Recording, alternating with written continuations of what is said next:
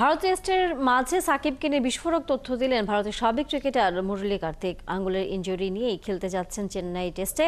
অবস্থা এতটাই বেগতিক যে ঠিকমতো নড়াচড়াও করাতে পারছে না bowling finger.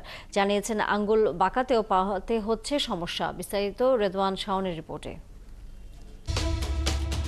It is swollen, it is rigid, there's no movement, there's no suppleness in it.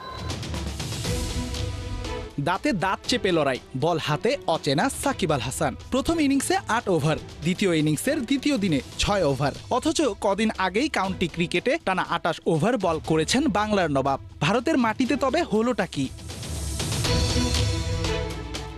বল হাতে অচেনা সাকিবকে নিয়ে কমেন্ট্রি বক্সেও হয়েছে নানা আলোচনা। মাইক হাতে তামিম ইকবালও সাকিবকে বোলিংয়ে না পেয়ে জানান নিজের হতাশা। তবে তৃতীয় দিনে এসে হয়েছে সেই রহস্যের খোলাসা। ভারতের মাটিতে ইনজুরি নিয়েই টেস্ট খেলছেন টাইগার অলরাউন্ডার।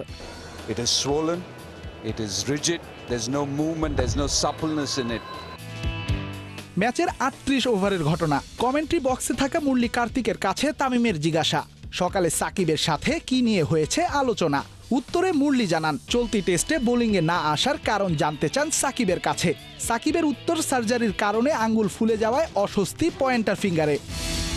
তার বোলিং ফিঙ্গারে একটা সার্জারি হয়েছে, যেটা তার বাম হাতের তর্জনী আঙ্গুলে। সেটা ফুলে গেছে আর বাঁকানোও যাচ্ছে না। আঙুলে কোনো মুভমেন্ট নেই, বাঁকাতে গেলে ব্যথা অনুভব করছে। সে মনে করছে ওই আঙুলে তার কোনো অনুভূতি নেই। আর একজন স্পিনার হিসাবে এভাবে বল করাটা সত্যি ডিফিকাল্ট। তবে সাকিবের এই সার্জারি ঠিক কবে হয়েছে সে ব্যাপারে বিস্তারিত জানা যায়নি কার্তিকের কাছে। আপাতত যা মিলেছে, পোস্ট অপারেশনের কারণেই অস্বস্তি বোলিংয়ে।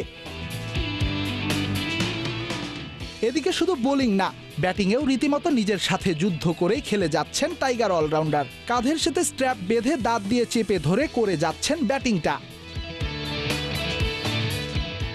রেদওয়ান শাওন, ৭১।